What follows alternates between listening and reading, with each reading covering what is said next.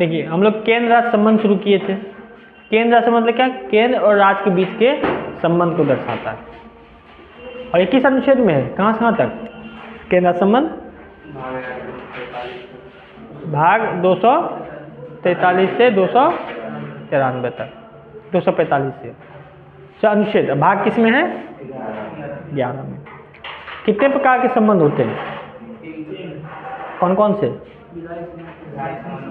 विधायी, प्रशासनिक और अंतर्राष्ट्रीय परिषद का गठन चर्चा किस में है?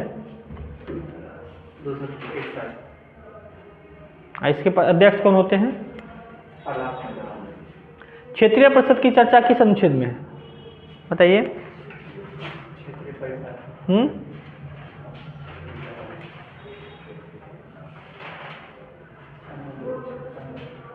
क्षेत्रीय परिषद की चर्चा किस में है? वैधानिक संस्था है, इसकी चर्चा कहीं नहीं। नदी जल विवाद 262। कौन गठन करते हैं? संसद गठन करते हैं। ठीक है। इसमें कितने क्षेत्रीय परिषद है? क्षेत्रीय परिषद 5। तो ये छठा को क्षेत्रीय परिषद में शामिल नहीं किया था, वो अलग से है। ठीक है। और क्षेत्रीय परिषद का अध्यक्ष कौन होता है? गृह मंत्री। गृह मंत्री। देखिए इसी में जो है केंद्र राज्य संबंध में जो है एक सबसे इम्पोर्टेंट पॉइंट आता है वित्त आयोग। वित्त आयोग यानी इसकी चर्चा किस में है? अनुच्छेद 280। तो अगर आपसे पूछा जाए वित्त आयोग संवैधानिक संस्था है कि वैधानिक संस्था है? कैसे? हाँ, संवैधानिक चर्चा का अर्थ होता है जिसकी चर्चा संविधान के किसी न किसी अनुच्छेद में किया गया है। ठीक है।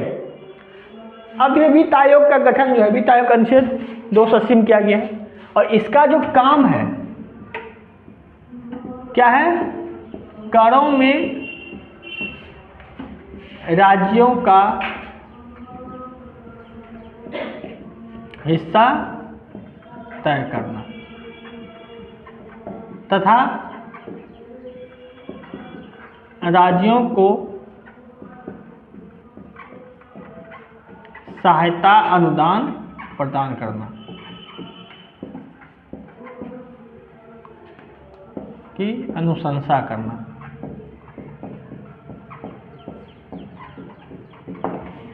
यानी वित्त आयोग का किस लिए है? अब देखिए केंद्र सरकार के पास ज़्यादा शक्ति है, आर्थिक शक्ति है, उस वक्त पैसे भी ज़्यादा आते हैं, इनकम टैक्स से, सीमा शुल्क के, एक्साइज ड्यूटी से बहुत सारा पैसा आता है।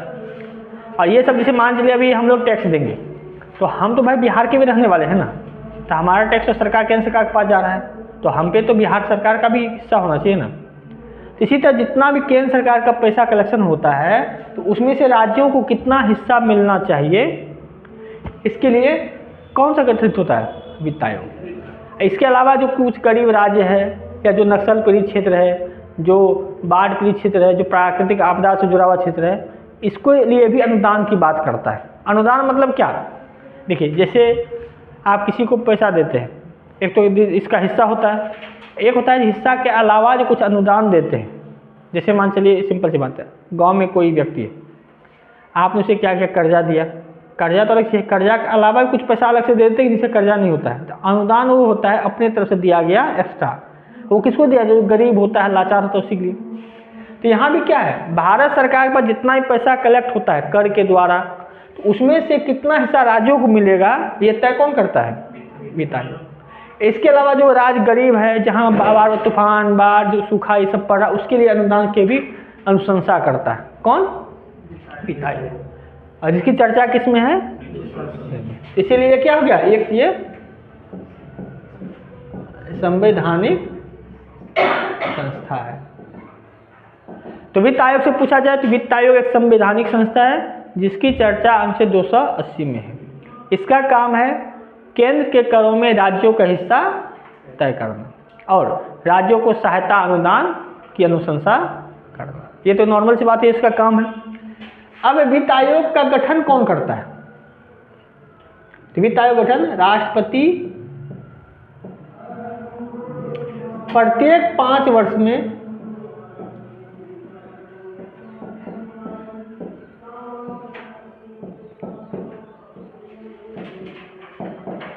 वित्त आयोग का गठन करती है। यानी वित्त आयोग का गठन कौन करते हैं? कितने दिन पर? 5 वर्ष में। यानी हर 5 वर्ष में एक वित्त आयोग का गठन होता है जो यह तय करता है जो केंद्र के करों में राज्यों का हिस्सा कितना होना चाहिए। और ये जो वित्त आयोग होता है इसमें कुल कितने सदस्य होते हैं? एक अध्यक्ष होते हैं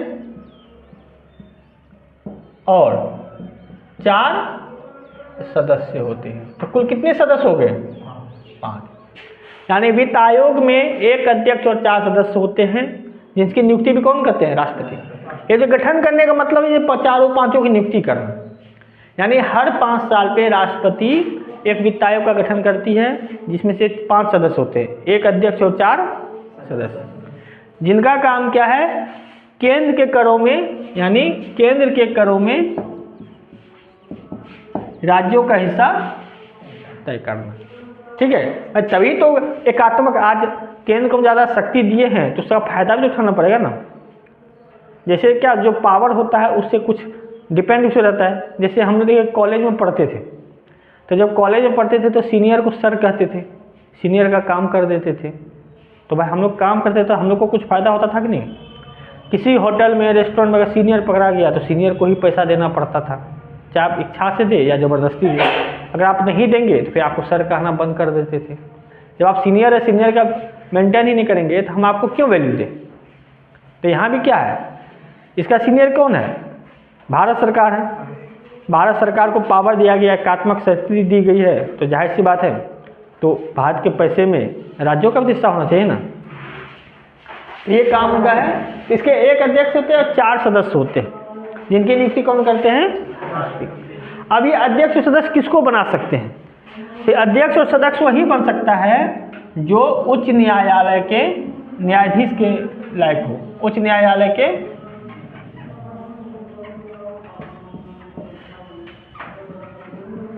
न्यायाधीश के समान हो या अर्थव्यवस्था का जानकार हो।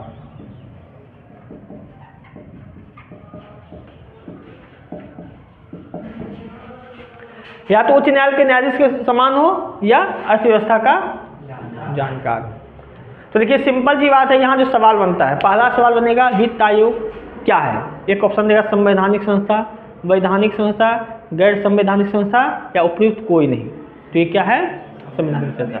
दूसरा सवाल बनता है वित्त आयोग की चर्चा किस अनुच्छेद में है? 280 में। तीसरा सवाल बनता है वित्त आयोग में कितने सदस्य होते हैं? 5 सदस्य होते हैं। वित्त आयोग कितने वर्ष में गठित होता है? 5 वर्ष पे। कौन गठित करते हैं? राष्ट्रपति गठित करते हैं। वित्त आयोग का काम क्या है? केंद्र के करों में राज्यों का हिस्सा तय करना और तथा राज्यों को सहायता अनुदान की अनुशंसा करना। अनुदान मतलब एक्स्ट्रा पैसा जो होता है, ठीक है। और ये जो होता है राष्ट्रपति के द्वारा गठित होता है, ये तो आप बता ही चुके हैं, तो पहले यहाँ तक लिख लीजिए। यानी पहला वित्त आयोग का गठन कब हुआ था? 1951। और इसके जो अध्यक्ष थे वो कौन थे? इसके अध्यक्ष थे केसी नियोगी। कौन थे? केसी नियोगी प्रथम वित्त आयोग के अध्यक्ष थे। और अभी जो चल रहा है वर्तमान में वो है 15वां वित्त आयोग, जिसका गठन होता 2017 में। और इसके अध्यक्ष कौन थे? इसके अध्यक्ष थे नंद किशोर सिंह। कहाँ के रहने वाले हैं? कहाँ के रहने वाले हैं नंद किशोर? एनके सिंह, बताइए। दिल्ली का होता तो हम आपसे पूछते ही नहीं, बताइए कहाँ का है रहने वाले? बिहार में कहाँ से? पूर्णिया का रहने वाले थे। और इनका काम पूरा किया इन्होंने के बताया है, जो 15वां वित्त आयोग इसका बताएंगे अभी। और अब जो नया गठित हुआ है 2024 में 16वां वित्त आयोग 2025 24। इसके अध्यक्ष कौन है?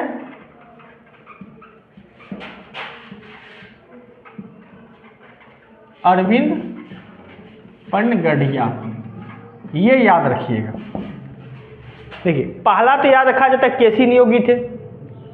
अभी जो नया गठित 2024 में ये कौन है? अरविंद पनगड़िया। देखिए क्या था, 2017 में पन्ना वित्त आयोग गठित हुआ था एनके सिंह की अध्यक्षता में। इन्होंने क्या कहा कि राज्यों का हिस्सा कितना होना चाहिए? इनके अनुसार केंद्र के करों में राज्यों का हिस्सा कितना होना चाहिए? 41.1%। अगर केंद्र को 100 रुपया आता है तो उसमें 41 रुपया 10 पैसा किसको मिलना चाहिए? राज्यों को। ठीक है, उसी का आधार पर अभी चल रहा है। और ये कब से था? यानी आपको चलेगा जो 17 में बना है, तो 17 में बना है तो वो क्या करता, 19 में रिपोर्ट पेश किया, और 19 से लेकर के 24 तक क्या चल रहा था? 19 से लेकर के 5 तक ये। उसके बाद क्या होगा? अब ये 24 को गठित हुआ, अब रिपोर्ट देगा, तो उसके बाद फिर नया से 41 से बढ़ा दे या घटा दे। तो जब 14वां था तो उसमें 42% मिलता था, है कि नहीं? तो अभी क्या करेंगे, ये जो अरविंद पनगड़िया है, इसके जो 4 सदस्य होंगे, ये बैठ के चर्चा करेंगे साल भर, सबका जानकारी प्राप्त करेंगे, एक आधार तय करते हैं, उसके आधार पे कितना कर देना चाहिए। जैसे देखिए, ये पन्ना वित्त आयोग जो था, ये कितना दे रहा है राज्यों का हिस्सा? 41.1%। केंद्र में जितना पैसा आएगा उसका 41.1% किसको दिया जाएगा? राज्यों को। अब देखिए, इनको आधार क्या था? इन्होंने आधार बनाया किसको किसको? आय से दूरी। अभी समझाते हैं। इसके लिए कितना वेटेज दिया? 45%। इसके बाद क्षेत्रफल 15%, जनसंख्या 15%, फिर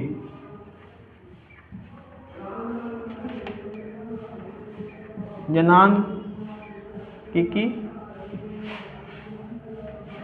प्रदर्शन, इसके लिए 12.5%, फिर वन एवं पारिस्थितिकी, इसके लिए 10%। अब कितना बचा? 2 बचा है ना। 45 15 कितना हो गया? 75, 10 85 और 12.5। अब 70% और 2.5% करते, 2.5% बचाएंगे ना। 2.5% बचा क्या? कर प्रयास, यानी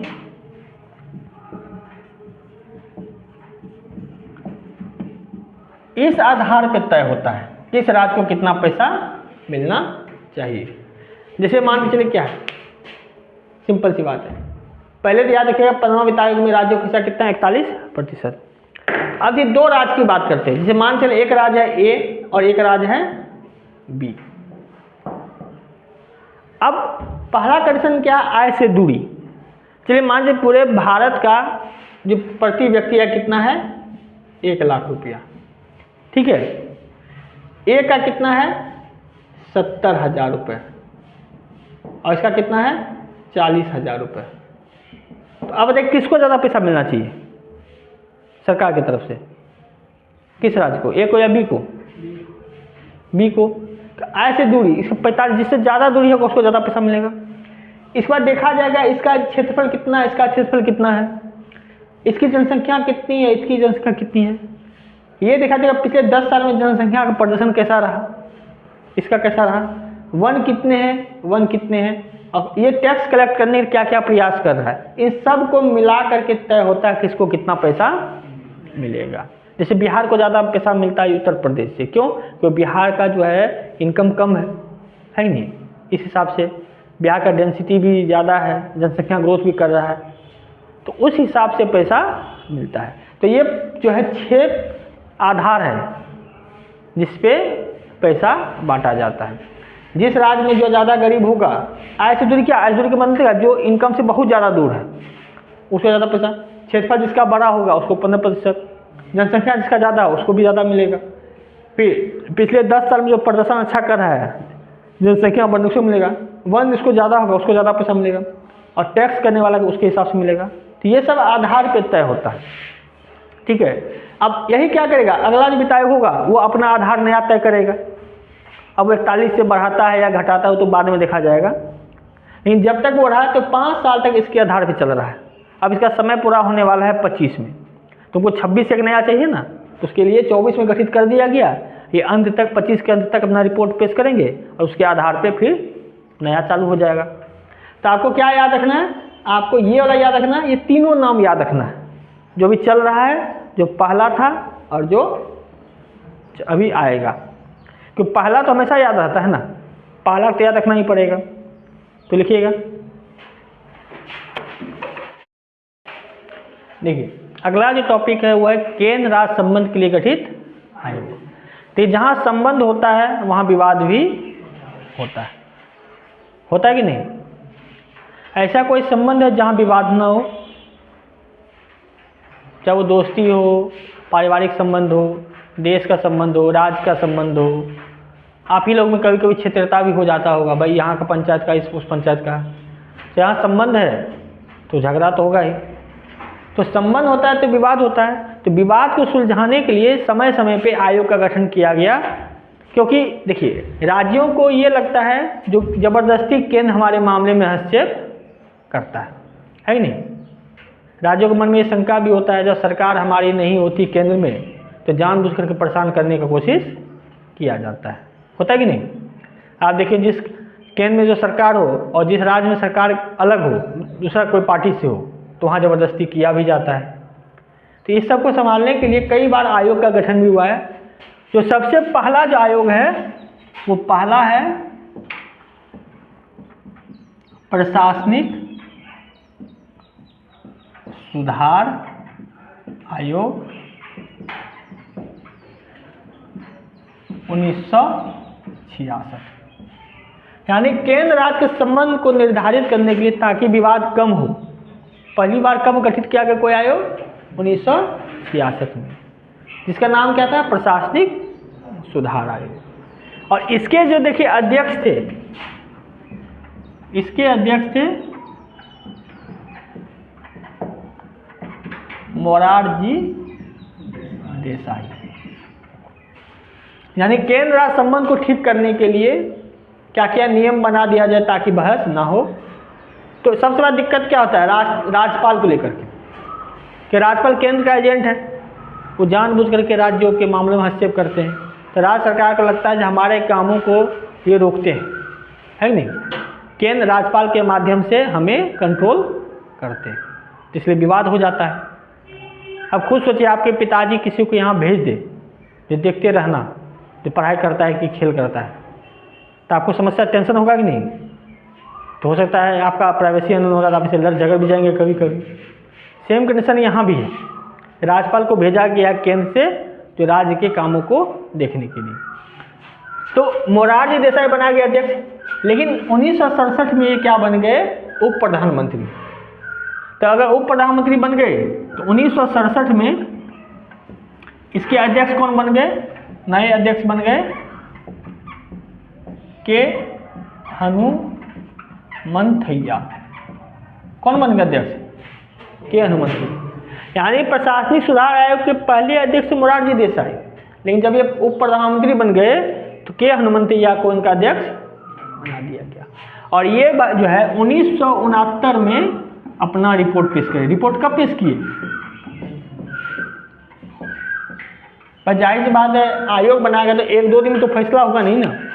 इन्होंने क्या किया, 2 साल 3 साल जो है पूरा विचार किया है, क्या क्या समस्या है, आखिर कौन कौन सी समस्या होती है जिसके कारण केंद्र और राज्य के बीच विवाद उत्पन्न हो रहा है। तो भाई कोई इतना बड़ा देश चलता आसानी से तो होगा नहीं। तो 66 में गठित हुआ और रिपोर्ट कब पेश हुआ? 69 में। और इन्होंने जो पेश किया इसका जो सिफारिश था, सिफारिश करने का मतलब जैसे ऐसे समझिए,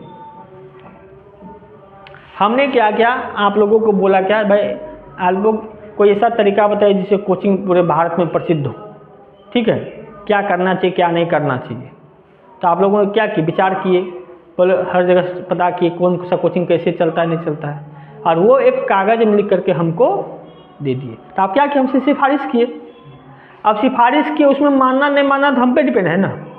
तो सिफारिश क्या, ये जो रिपोर्ट दिया सरकार को, अब सरकार को क्या रिपोर्ट दिया, उस रिपोर्ट का जो प्रमुख प्रावधान था इस सिफारिश का, यानी प्रमुख, तो उसमें क्या था, तो सबसे पहले तो समस्या था क्या, बार बार विवाद हो रहा है राज्यों का। इन्होंने कहा जो अनुच्छेद 263 के तहत अंतर्राज्य परिषद का गठन किया जाए। यानी देखिए क्या था, 263 में ये डाल दिया था अंतर्राज्य परिषद का गठन करना चाहिए, कल पढ़े थे ना। लेकिन गठन कब हुआ था, 1990 में, कोई गठित हुआ नहीं था। तो ये इनका कहना था भाई बार बार बहस हो रहा, विवाद हो रहा है, तो आप अंतर्राज्य परिषद का गठन कर दीजिए, ठीक है। दूसरा क्या बोला गया था, राज्य को अधिक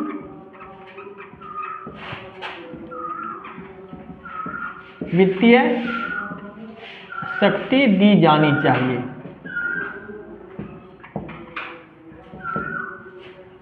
ठीक है, देखिए अभी हमने क्या कहा, अभी वित्त आयोग में क्या पढ़ा है, राज्यों के पास आर्थिक शक्ति कम है, किसके तुलना में, केंद्र की तुलना में, इसलिए केंद्र से उसे बार बार पैसा मांगना पड़ता है। तो अभी क्या करते हैं, केंद्र सरकार राज्यों में 41% मारते हैं।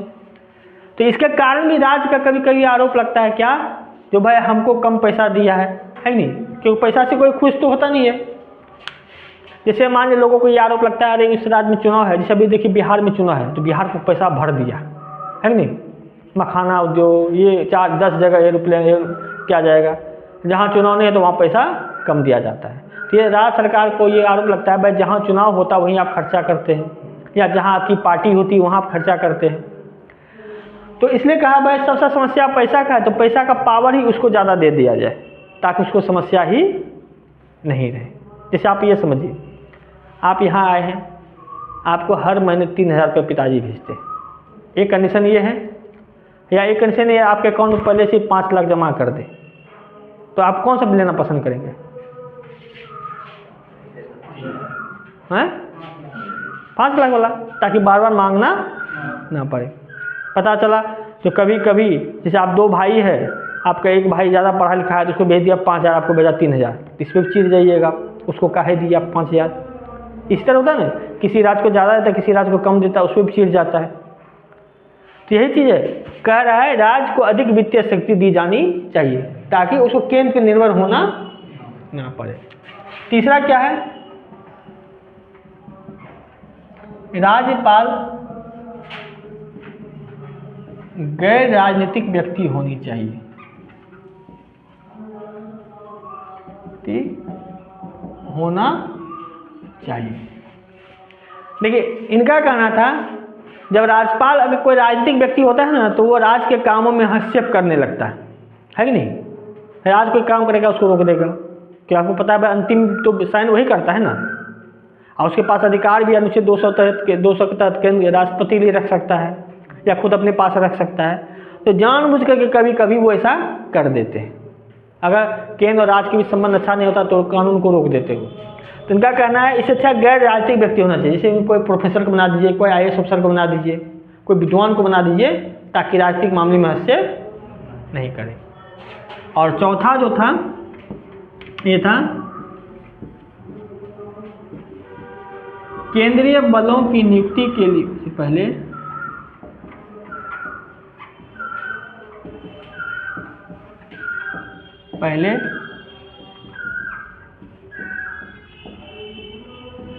राज्य सरकार की अनुमति आवश्यक हो।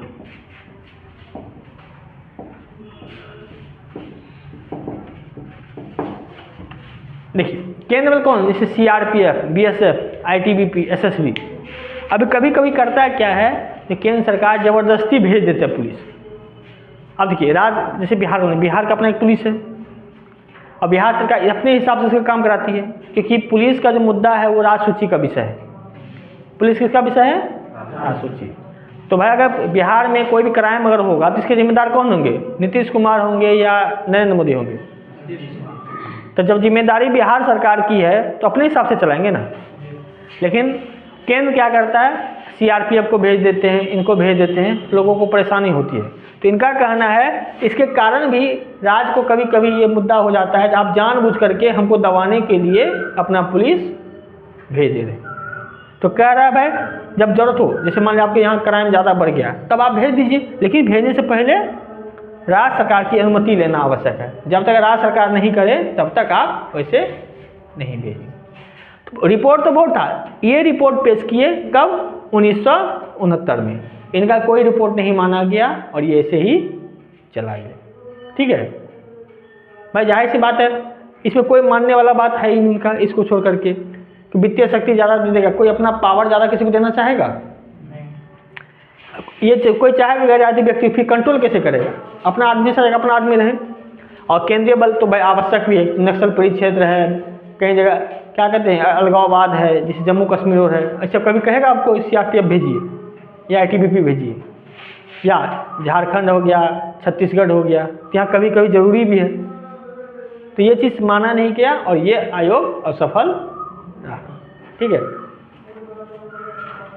दिखाया जा रहा है सब एक पे एक इम्पोर्टेंट है। देखिए विवाद तो चल ही रहा है, प्रशासनिक सुधार आयोग का कोई फायदा हुआ नहीं। तो 1983 में एक आयोग गठन किया गया जिसका नाम था सरकारिया आयोग, और इसके अध्यक्ष कौन थे? इस आयोग के R.S. सरकारिया। ये कौन थे?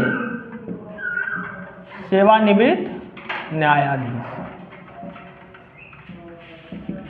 तो ये पहला आयोग तो सफल हो गया जो बनाया गया था 1966 में।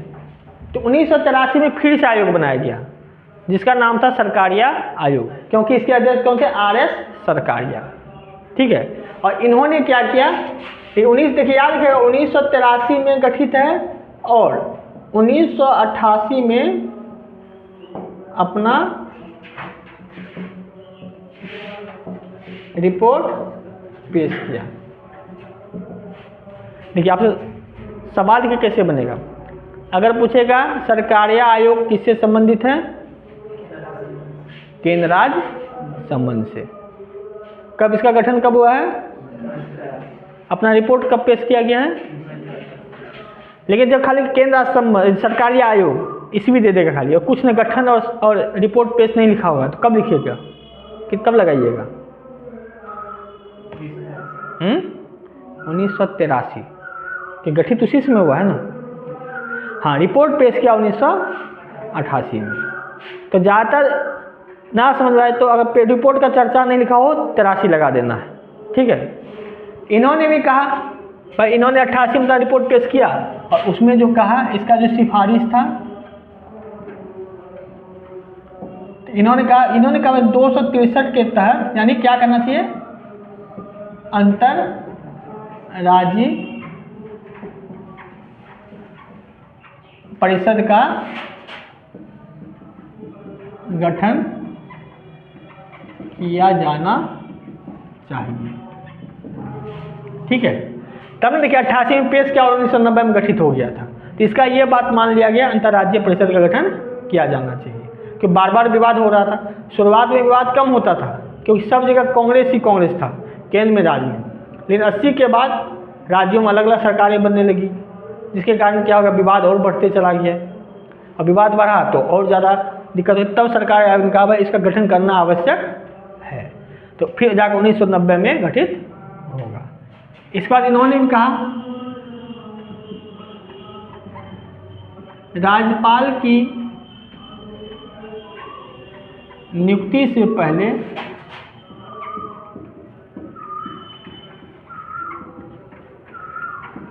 संबंधित राज्य के मुख्यमंत्री से विचार विमर्श करना चाहिए। लेकिन ऐसा हुआ नहीं कि आज पर राज्यपाल तो अगर कर लेगा तो फिर फायदा क्या होगा, फिर कंट्रोल कैसे होगा? इसीलिए ये चीज़ नहीं माना गया। बस हाँ ये चीज़ माना गया है, कुछ कुछ चीज़ों को माना गया, कुछ कुछ चीज़ों को नहीं माना गया। फिर ये कहा गया राज्यपाल का कार्यकाल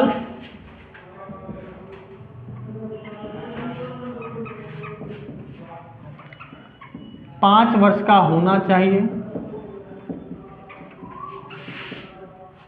और केंद्रीय बलों की नियुक्ति से पहले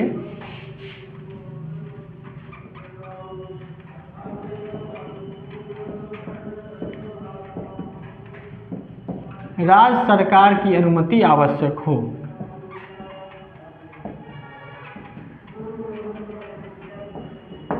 ठीक, कई किए, लेकिन इसमें ये 4 प्रमुख हैं जो इन्होंने सिफारिश किया, जिसमें इसको माना गया, इसको माना गया। नहीं, फिर भी जब चाहे तब राज्यपाल को बदल देते हैं, कोई फिक्स नहीं है, सब राष्ट्रपति के मूड पे डिपेंड करता है।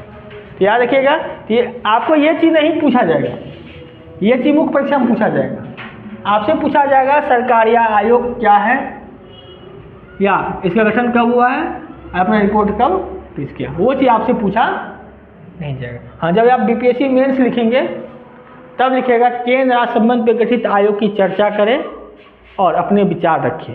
तो तब हम लोग उसमें लिखते हैं कि केंद्र राज्य संबंध की चर्चा भारतीय संविधान के इस भाग में है और लगातार कुछ मुद्दों को लेकर, खासकर राज्यपाल को लेकर के, केंद्रीय बलों को लेकर के केंद्र राज्य के बीच हमेशा बहस चलता रहता है।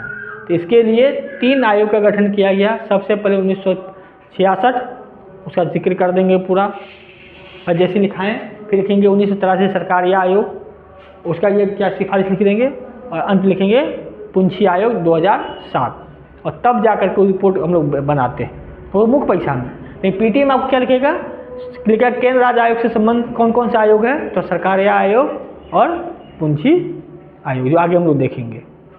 ठीक है, ये सवाल सबसे ज़्यादा सवाल पूछा गया सरकारिया आयोग, बहुत बार, मतलब कोई भी एग्जाम दिए सरकारिया आयोग लगभग हमको लगता है हजारों बार पूछा गया होगा। ये सबसे फेवरेट क्वेश्चन है बीपीएससी और का, यहाँ तक यूपीएससी और में भी, यहाँ तक मुख्य परीक्षा में भी पूछा जाता है बार बार।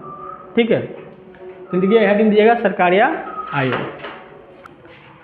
पुंछी आयोग यानी 2007 में गठित हुआ है। कब गठित हुआ है, और इसके जो अध्यक्ष हैं वह है मदन मोहन पुंछी।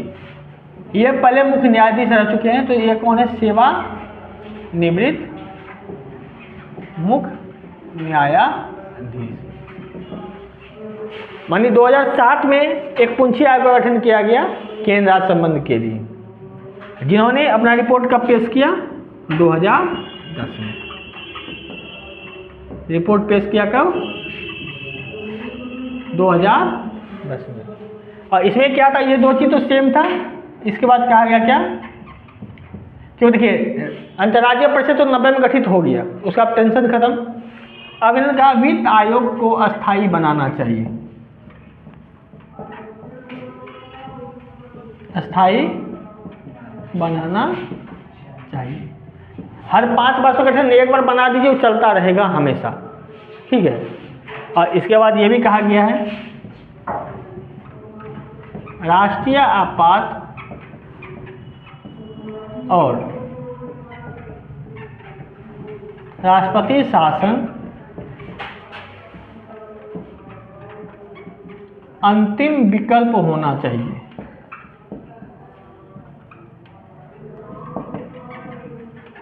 देखिए इसका मतलब क्या था, केंद्र सरकार कभी भी राष्ट्रपति शासन लागू कर देती है, जबरदस्ती हस्तक्षेप करने लगता है। तो कहा भाई आप जबरदस्ती नहीं कीजिए, जब कोई चारा नहीं बचे तभी आप इसका प्रयोग कीजिए, है कि नहीं। तो कभी कभी क्या है, तभी ना बात का भी लगा देता है, कई बार ऐसा हुआ है। तो यही है मदन पुंछी आयोग, जो 7 में गठित हुआ और 10 में रिपोर्ट पेश किया और उन्होंने ये सिफारिश किया। ठीक है, तो इसमें जो मानने लायक होता मानने, कुछ कोई मानने लायक है माना ही नहीं, ना इसको अस्थायी बनाया गया, ना इसको विचार विमर्श किया जाता है। ये बस केवल सिफारिश है, सिफारिश जल्दी माना नहीं जाता है। जो अच्छा लगता है वही माना जाता है। ठीक है, जो अच्छा नहीं लगेगा उसको माना नहीं जाएगा। तो यहाँ आपका केंद्र राज्य संबंध का टॉपिक समाप्त होता है और कल से जो हम लोग करेंगे, कल वो भाषा संबंधी, यानी राजभाषा, राजभाषा, शास्त्रीय भाषा क्या क्या है, और उसके बाद आएगा आपातकाल। ठीक है।